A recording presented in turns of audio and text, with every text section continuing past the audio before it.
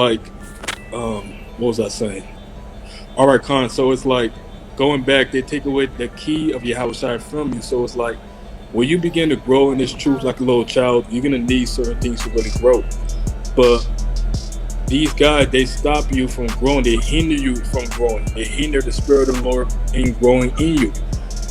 Just like these people in the world, and these women, they may have like they may kill their babies. What is it Yeah, called? yo, that's heavy, bro. Yeah, I was just thinking about abortion.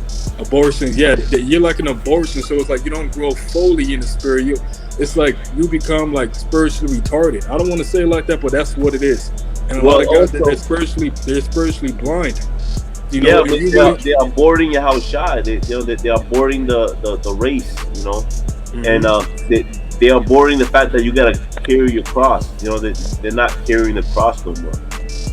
Right. They don't want you to fully see your house side. They don't want you to fully get to the Right. spirit, man. Because So when you that get. means that that parable doesn't go for them. That parable of the woman in travail, they're not gonna give that birth to the child and see the child and forget the travail. They're gonna stay in that travail. It's gonna get worse and worse and worse. Exactly. God, you got it, brother. You got that parable? Con, yeah, it's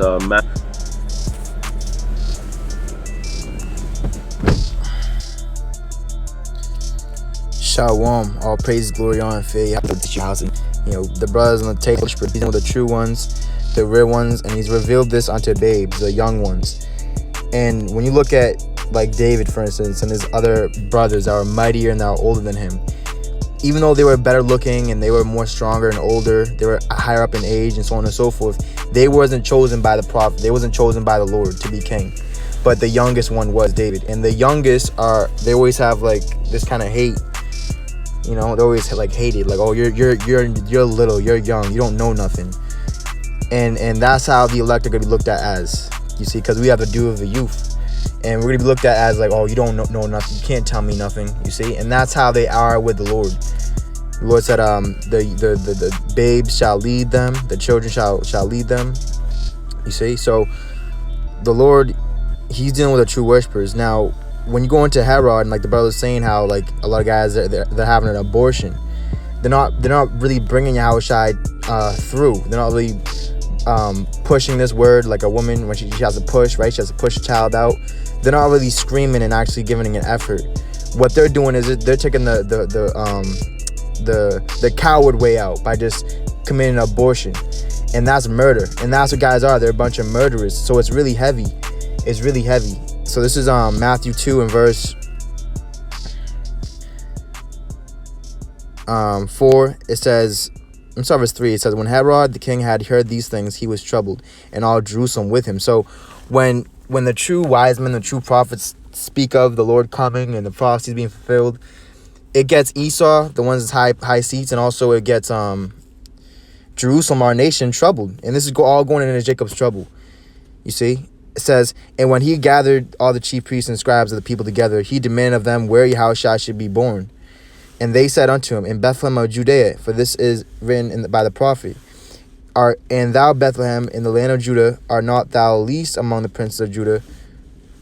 For out of thee shall come a governor that shall rule my people Israel. It says, then Herod, and it's heavy because, that shall rule my people Israel. And how the Lord say the Yahushua and the elect going to rule with a rod of iron. The rod of his mouth, he's going to smite the wicked. So this is what it's all going into.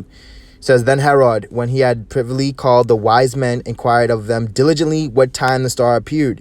You see, he was carnal. He wanted, you know what I'm saying? He wanted to know what time it was, where it was, and so on and so forth. It says, and he sent to them to Bethlehem and said, go and search diligently for the young child.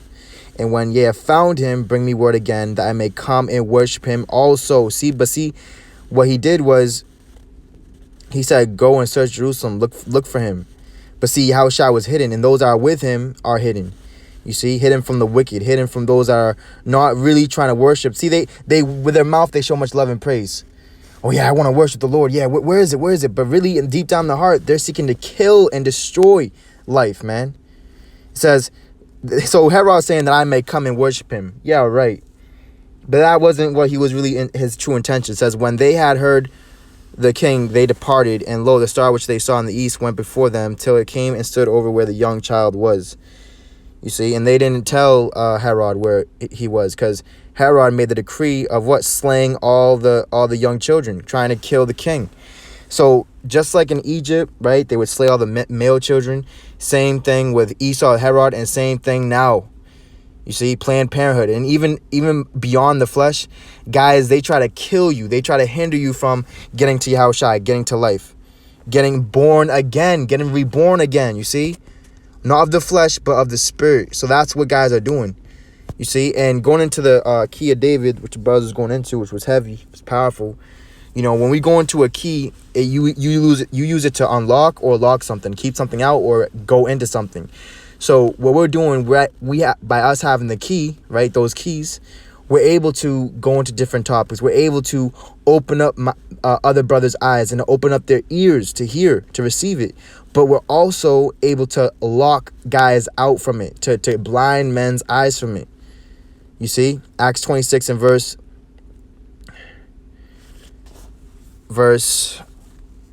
16. It says, but rise and stand upon thy feet. And this is going into Paul, when Yahushua came to Paul and basically transformed him into his servant.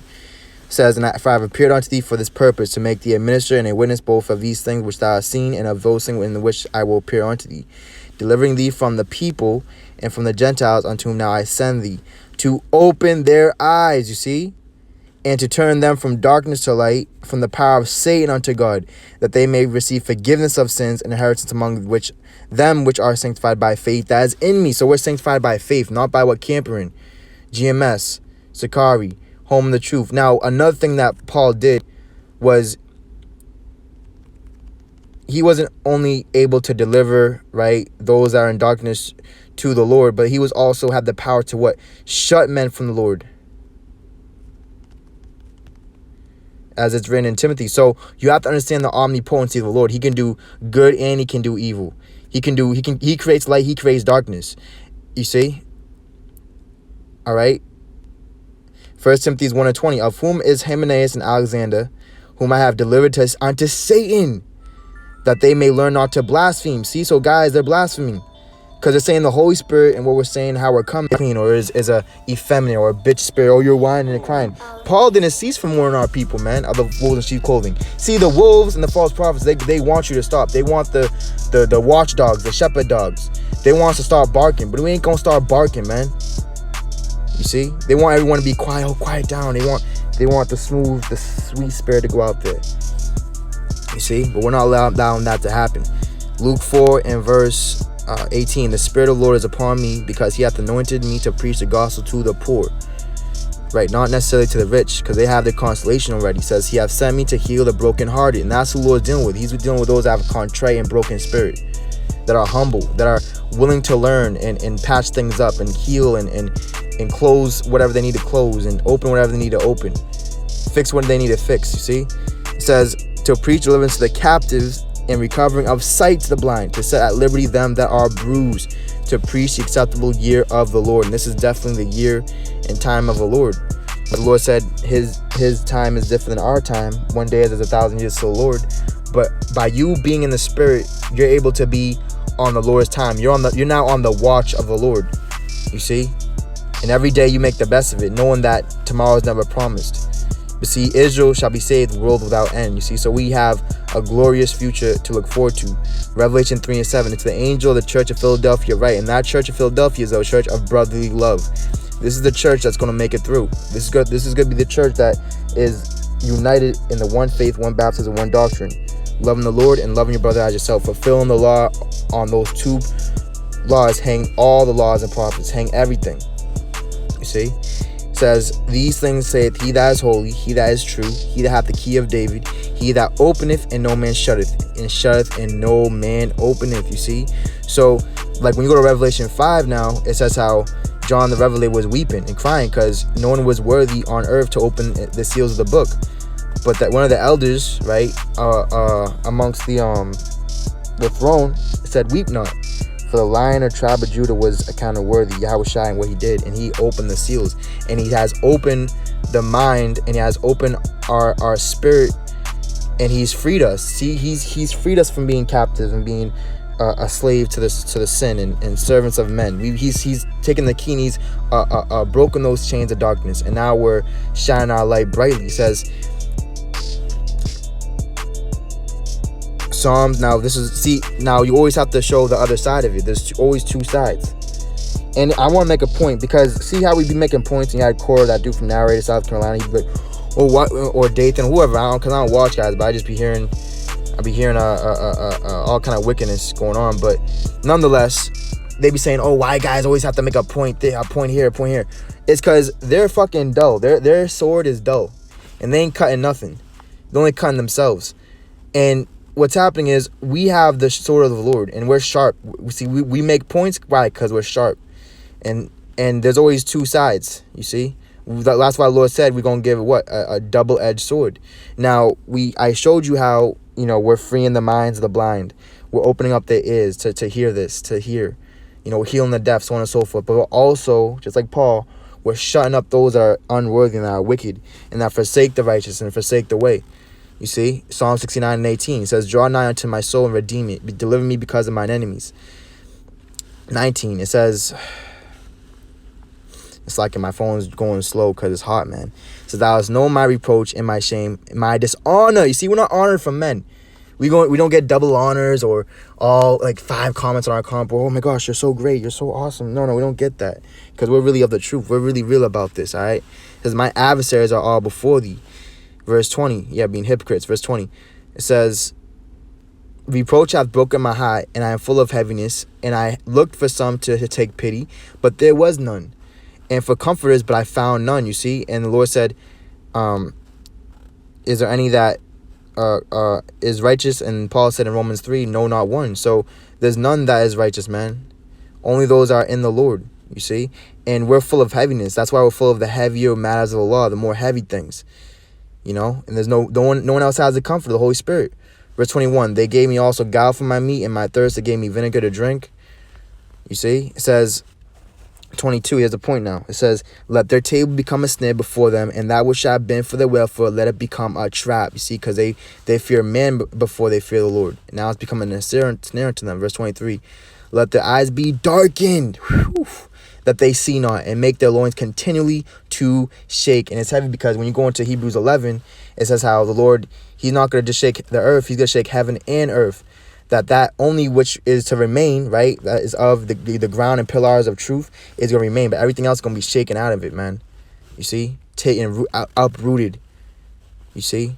So, Lord, when you edified, verse 24, pour out thine indignation upon them, and let thy wrathful anger take hold of them. And that's what's happening, man. The Lord's angry with wicked every day. And the Lord is about to come back with fierce wrath and a sword, not peace. And with that, shalom. All praise, glory, honor, faith, Yahweh Shem Shai, and destruction demise all the anti-Yahweh Shai. See you on the Watchmen. Shalom.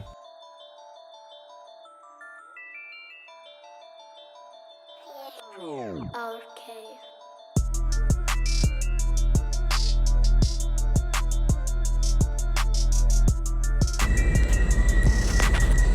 So, in the ancient days, when someone would come to your house, you didn't really have a doorbell.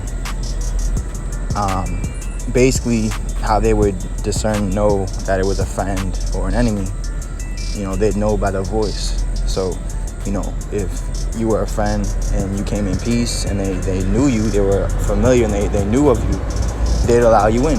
But if they didn't know your voice, or you were an enemy like the Sodomites that was trying to rape and commit sodomy with those angels, what they would do, they would keep the door shut, you see. So by the house of David, me and a few brothers out there that listen and believe and everything, by us having this key, what we're able, the Lord has given us the authority and the power to open the minds of other brothers and open the door and let them in, that into the house of the Lord where safety is.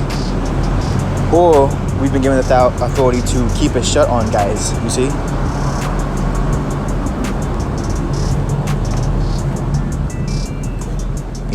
And